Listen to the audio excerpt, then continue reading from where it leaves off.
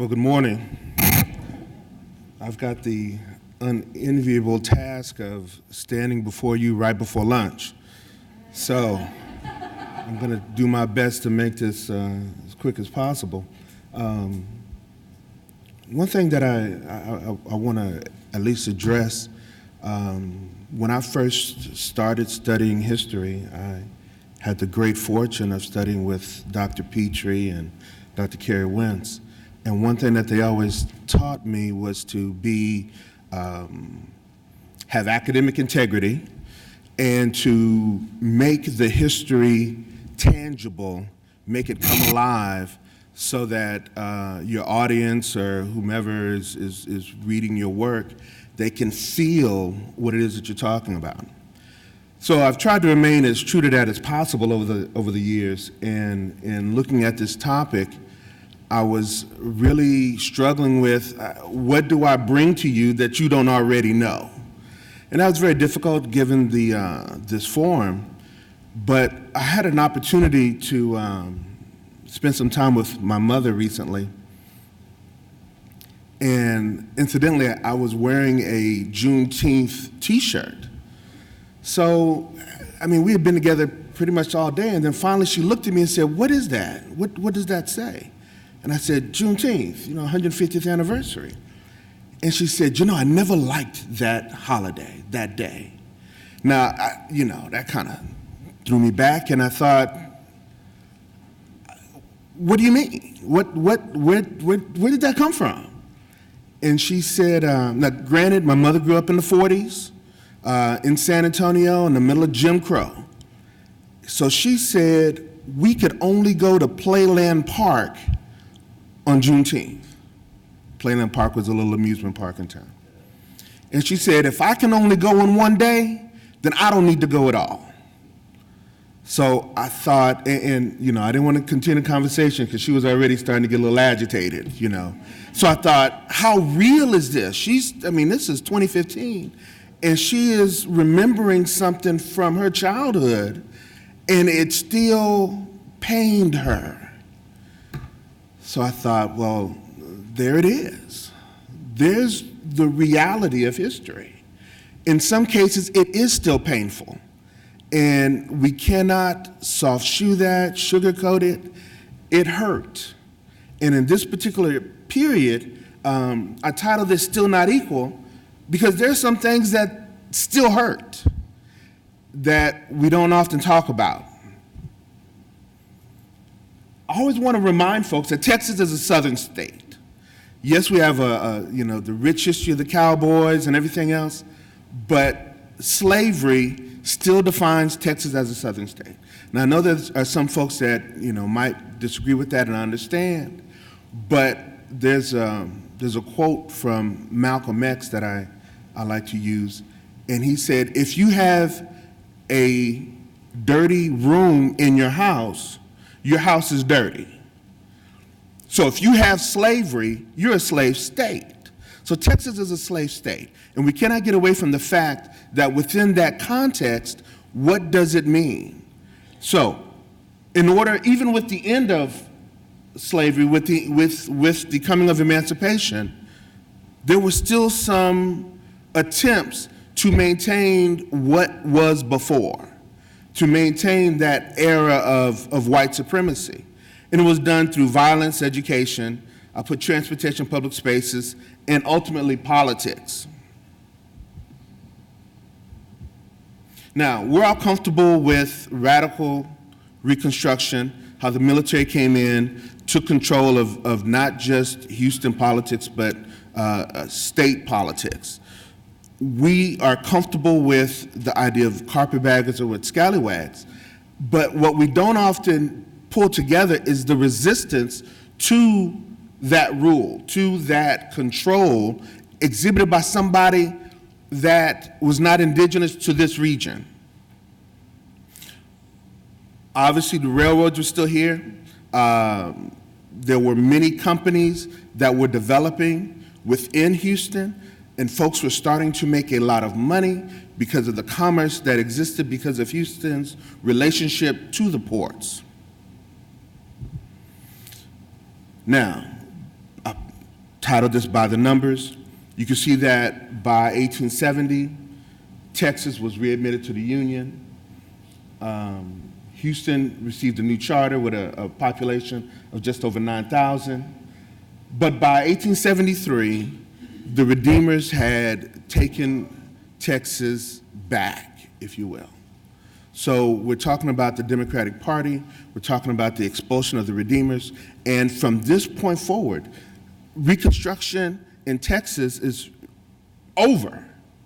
So now what happens? So all of those individuals that were former slaves that are trying to find family, that are trying to move into different areas of education or establish their own lives, they're now caught in this, who's going to protect us? Now, I've got that there, but I want to tell you a story that I found with the Freedmen's Bureau's records. One of their greatest deficiencies or challenges was in providing protection for the former slaves. And within the records, I came across this, and I really struggled with it for a minute. And one of the Freedmen's Bureau's officers said that, I'm not sure we're going to be able to pull this off. And so I'm like, oh, pull off what? So I'm trying to continue reading. And he goes on to tell how a former slave came to the office, made a complaint or a charge that he had been assaulted and a cross burned in his yard.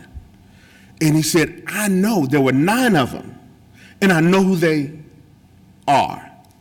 So he gave the names, and the official goes to those individuals and said, you know, I got this complaint that you assaulted an individual, burned a cross in their yard. And the guy said, wasn't me. I was down fishing. And I've got 8 folks that will confirm that. And now you're at the point of, what do you do? What do you do? There are no witnesses. So even the official was saying, we're not doing everything possible. Is there more that can be done? And the answer was just kind of fell on deaf ears.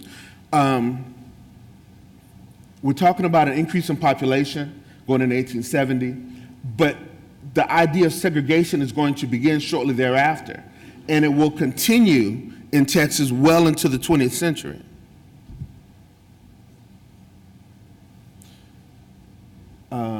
Why were some of the former slaves coming into Texas? Because they thought they could get away from the violence that was out in the rural areas on the plantation, but they ran smack dab into it once they got into Houston.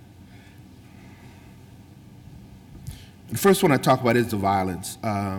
You have the creation of the Freedmen's Bureau, and I have several examples of some of the acts of violence committed against former slaves. One black male was killed, didn't take off his hat, stabbed outside a church. What does it take to stab someone outside a church? You know, they didn't even give him the respect to say, we're going to move a couple blocks down, we'll catch him later. Right outside the church. That's something.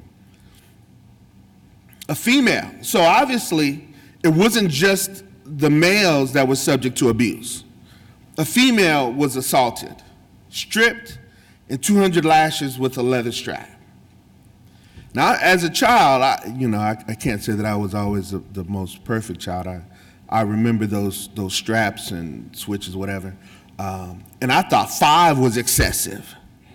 200? That boggles the mind. A pregnant female caned. A wife, a couple, tied, beat, and kicked because their son left without permission. And what's interesting about that one is it still talks about the plantation. So even after emancipation, you have folks that did not leave the plantation. Now, for whatever reason, maybe they decided there was nowhere for them to go, but maybe they wanted their children to get away. But they were punished for their child leaving. Okay. Within the area of education, Education will definitely be segregated. The Texas Constitution in the 1866 provided for public education, but that public education did not include the children of slaves. They were excluded from that. So those educational facilities that were created came from the Freedmen's Bureaus and religious institutions. That's where Antioch, and we already discussed Jack Yates and Trinity Methodist. Again, reemphasizing how even from the legislature, they purposefully would not fund black schools, and when those schools did exist, they made sure that a strict line of segregation existed. And it says that white Houstonians never considered integration. Now, we understand what's going to happen with Brown versus Board of Education in the 1950s, but even HISD did not fully integrate for almost 20 years. So the idea of education and separation and maintaining this Jim Crow, the establishment of Jim Crow culture of white supremacy is going to begin and continue for almost 100 years. That is just mind-boggling for me. Separate but never equal. So we have schools in the second, third, fourth wards, and going into the fifth ward, where they were completely segregated. But you got a building, but as you can tell, I've got more students than I've got seats. So how are you supposed to learn when you don't even have the ability to sit down and be able to write something? And this is not something that was hidden or unknown. The city officials knew that this existed and yet did nothing to correct it. I wanted to show the differentiation in pay. It's almost doubled for white males. And, women still don't get a fair shake on that, so. Now, what was the big issue with transportation, public spacing? Transportation is how people were able to move around within a community. And that's very, very crucial. U of H is the beneficiary of having a rail. Where's my direction? Somewhere down this way. And that rail is going to connect this campus into a larger network, which will allow folks to access not only this campus, but the students here to be able to move around. So when you look at transportation historically, it's crucial to the vitality of a community. But if you don't have that access, there become barriers to where you can and cannot go. Now, we understand that when the interstate highway system came through, it divided 4th Ward from downtown. It also divided 5th Ward from downtown. Now those communities have become isolated entities. And so some of the segregation that we see, or the inability to access these transportation networks, did not just begin with the interstates. They go back a long way. They go back into the 19th century. In public spaces, many of the former slaves were arrested as part of social control. I can't force you to work out in the field, but I can maneuver the police, if you will, and come up with laws to make sure that your movements are still limited. And that, looking through the documentation in the newspapers of the day, you see this over and over and over again, that individuals were arrested and not even told why, or their families not even aware that they were missing. Okay. The last one is politics, and we're very comfortable with some of the activities of Jack Yates, Richard Allen, and those folks. But immediately after emancipation and after the Reconstruction period, black political participation was severely limited and restricted. And we're going to see that for the next 50 years, especially through the white primary system, which, even though it was officially outlawed, it still maintained some control. My last slide. White Houstonians struggled after 1865, after emancipation. In Texas, as throughout the rest of the South, there was a lot of uncertainty as to what was going to happen next. Emancipation was rather thrown on everybody suddenly, and not only did the slaves question what they were going to do next, many of the white population throughout the South, Texas, Houston, they also questioned, what are we going to do next? There was no clear guidance from the North, the leadership, as to how do we proceed. So many folks were hesitant, and they wanted to maintain that which they already knew, and that which they knew was white supremacy. And it's going to take us past the Reconstruction era and well into the 20th century. And that's it. Thank you.